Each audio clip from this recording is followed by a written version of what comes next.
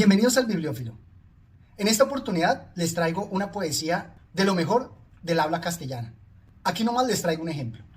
Buscando mis amores, iré por esos montes y riberas, ni cogeré las flores, ni temeré las fieras, y pasaré los fuertes y fronteras. Ay, ¿quién podrá sanarme? Acaba de entregarte ya de vero. No quieras enviarme, de hoy más ya mensajero, que no saben decirme lo que quiero. Se trata nada más y nada menos que de San Juan de la Cruz, y vamos a leer algunas de sus poesías.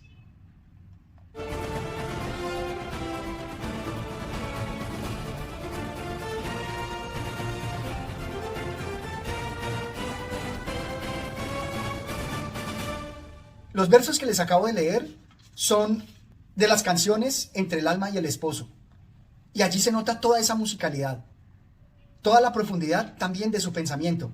Y lo que me gusta de esta edición es que también nos enseña en cómo interpretarlo, porque tiene incorporadas unas declaraciones en prosa sobre esos mismos poemas, donde él va a analizar los versos según como él los concibió. De esta última parte me gusta mucho este verso que dice: no quieras enviarme, de hoy más ya mensajero, que no saben decirme lo que quiero. Se podría allí interpretar desde la actualidad que los sacerdotes sobran. Si estamos hablando entre Dios y nuestra alma, estos mensajeros que son los sacerdotes sobrarían. Pero ante todo, lo que más me gusta de sus poesías es la musicalidad. Por ejemplo, aquí cuando nos habla de buscando amores, riberas, ni cogeré las flores, ni temeré las fieras. Esto de verdad me parece musical en demasía. Pero voy a aprovechar lo que él nos comenta sobre los versos para que juntos aprendamos la forma en que él los concibió.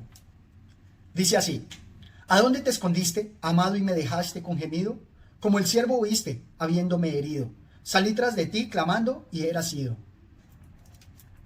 ¿Qué más quieres, oh alma, y qué más buscas fuera de ti? Pues dentro de ti tienes tus riquezas, tus deleites, tu satisfacción, tu hartura y tu reino, que es tu amado, a quien desea y busca tu alma. Gózate y alégrate en tu interior recogimiento con él, pues le tienes tan cerca. Ahí le desea, ahí le adora, y no le vayas a buscar fuera de ti, porque te distraerás y cansarás, y no le hallarás ni gozarás más cierto, ni más presto, ni más cerca que dentro de ti. Solo hay una cosa, es a saber que aunque está dentro de ti, está escondido. Me gusta como él plantea primero los versos, donde dice ¿dónde te escondiste? Y también el análisis donde nos presenta que toda la felicidad y la presencia de Dios la tenemos en nuestro interior. Pero también nos advierte que está escondida, debemos encontrarla, debemos reencontrarnos.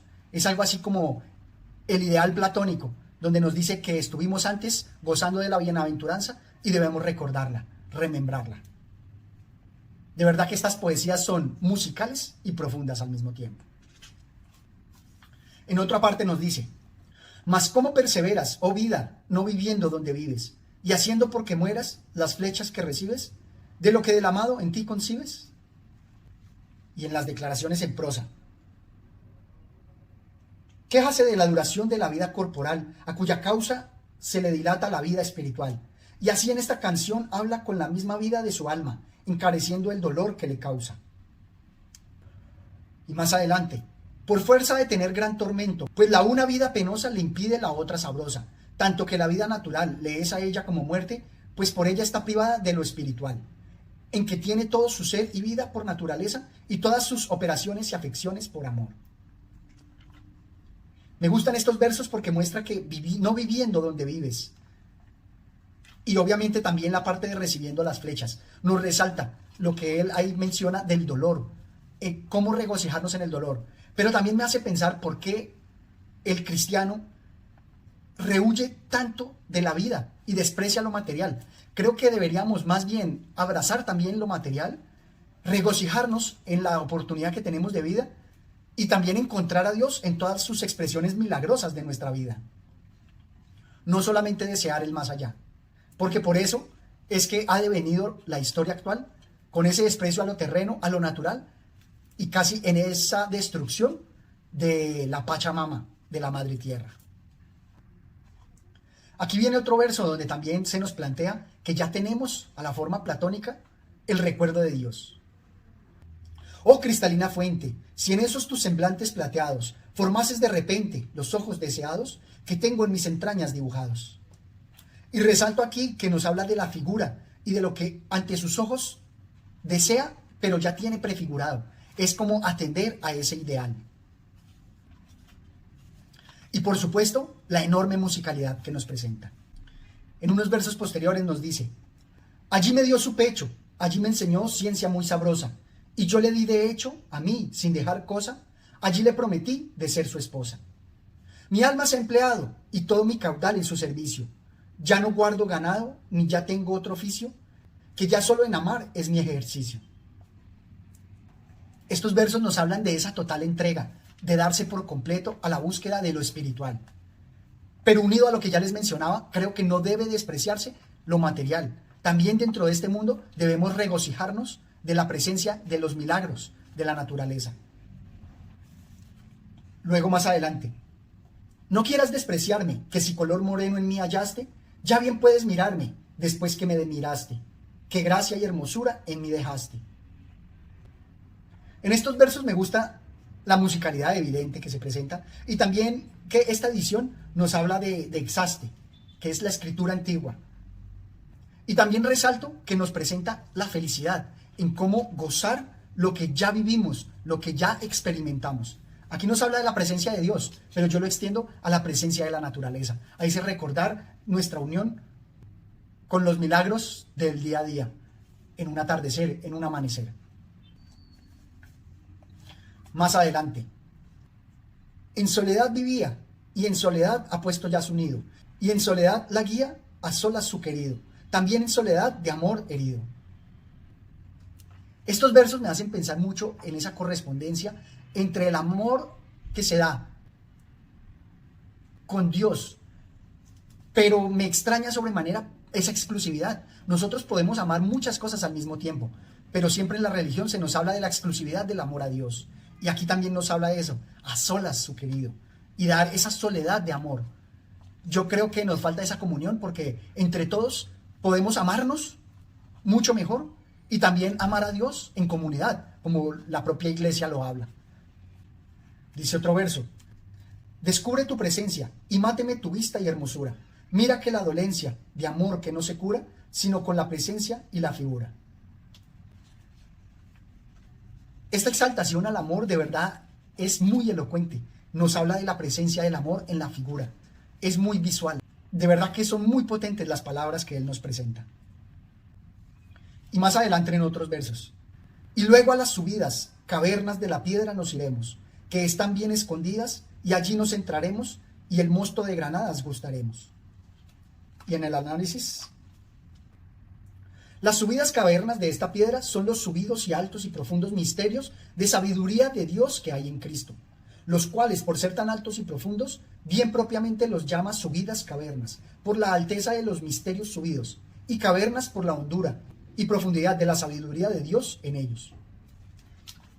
Y me gusta esta representación que él nos presenta, justamente de los contrarios, de las cimas y las cimas, las profundidades, las honduras, todo lo vertical, que también de alguna manera me recuerda a lo que Bachelard analizaba en otros versos, y es que todo lo vertical es tanto profundo como alto hacia las estrellas, hacia Dios. Todo eso hace que esa profundidad sobre la sabiduría sea muy elocuente. Luego tenemos otro poema que es Canciones del alma que goza de haber llegado al alto estado de la perfección, donde también va a acompañar los versos con las declaraciones en prosa. Me parece que esto de alguna manera puede tomarse como una lección en el análisis de los poemas. Dice: a oscuras y segura, por la secreta escala disfrazada, oh dichosa aventura, a escuras y encelada, estando ya mi casa sosegada. La parte donde me habla de secreta escala y disfrazada, entonces me hace pensar en todo lo que hablaban los filósofos, de descubrir la esencia dentro de la mentira de las apariencias. Pero entonces también un disfraz nos representa una mentira, nos representa lo escondido. ¿Por qué debe estar escondido? ¿Por qué debemos a escondidas reunirnos con Dios? Es algo que me hace pensar. Luego más adelante otros versos nos dice: oh noche que guiaste, oh noche amable más que la alborada, oh noche que juntaste, amado con amada, amada en el amado, transformada. Y dentro del análisis nos dice, toda la hermosura de las criaturas comparada con la infinita hermosura de Dios es suma fealdad. Según Salomón, en los Proverbios dice, falax gracia, e vana est pulcritud. Engañosa es la belleza y vana la hermosura. Y así, el alma que está aficionada a la hermosura de cualquier criatura, delante de Dios, sumamente fea es, y por tanto, no podrá esta alma fea transformarse en la hermosura que es de Dios, porque la fealdad no alcanza la hermosura. Y más adelante, aunque más virtudes ejercite, porque le falta el conseguirlas en perfección, la cual consiste en tener el alma vacía y desnuda y purificada de todo apetito. Y entonces en estas palabras resalto primero el desprecio de nuevo por todo lo terreno, porque obviamente al exaltar tanto a Dios se dice que todo lo demás es feo en comparación con Él, pero eso no quiere decir que dejemos de ver toda la belleza que el mundo nos ofrece. O también cuando dice que debemos despojar nuestra alma de todo apetito, me parece que eso es quitar la humanidad. La condición humana es propia de esos apetitos. Luego no se debe despreciar. Luego tenemos en los éxtasis de harta contemplación otros versos. Dice así: y es de tan alta excelencia aqueste sumo saber, que no hay facultad ni ciencia que le puedan emprender. Quien se supiere vencer con un no saber sabiendo, irá siempre trascendiendo. Y si lo queréis oír, consiste esta suma ciencia en un subido sentir de la divinal esencia. Es obra de su clemencia hacer quedar, no entendiendo, toda ciencia trascendiendo. Y vemos que estos versos nos hablan de lo que es el éxtasis, en cómo trascender y en no saber sabiendo. Veo allí esas trazas de Sócrates en donde saber sobre las apariencias no es un verdadero conocimiento. O también en San Agustín, en donde nos dice que la fe es la que ilumina la ciencia verdadera. Por eso nos habla de la suma ciencia. Y más adelante otro verso en el cual siento que también nos representa el desprecio por lo terreno. Esta vida que yo vivo es privación del vivir, y así es continuo morir, hasta que viva contigo. Oye, mi Dios, lo que digo, que esta vida no la quiero, que muero porque no muero. Insisto en que habla de ese desprecio por la vida, cuando la vida también, al ser un regalo de Dios, debemos aprovecharla al máximo. Y luego tenemos en uno de los romances sobre el Evangelio, este que nos presenta: pero difiere en la carne, que en tu simple ser no había, en los amores perfectos esta ley se requería, que se haga semejante el amante a quien quería, que la mayor semejanza más deleite contenía.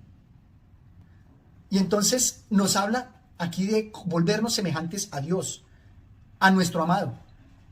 Pero asimismo es una realidad, porque a medida que amamos nos hacemos equivalentes a nuestro amado. Cuando nos gusta leer, nos hacemos equivalentes a lo que leemos. No es solamente en lo que nos dice con Dios, sino en todo aquello que nos rodea en lo terreno. Si nos rodeamos de vulgaridades, nosotros mismos nos volvemos vulgares. Esto es cuanto tenía por compartir con ustedes. Todos estos poemas y estos versos que él nos presenta son muy musicales y me gustaría que se adentraran en ellos. Es disfrutar, dejarse de llevar por las imágenes que nos presenta y también en sus declaraciones de prosa, dejarnos empapar de todos sus pensamientos, de todas sus reflexiones sobre Dios. De verdad que resulta una lectura muy edificante. Hasta una próxima oportunidad. Gracias.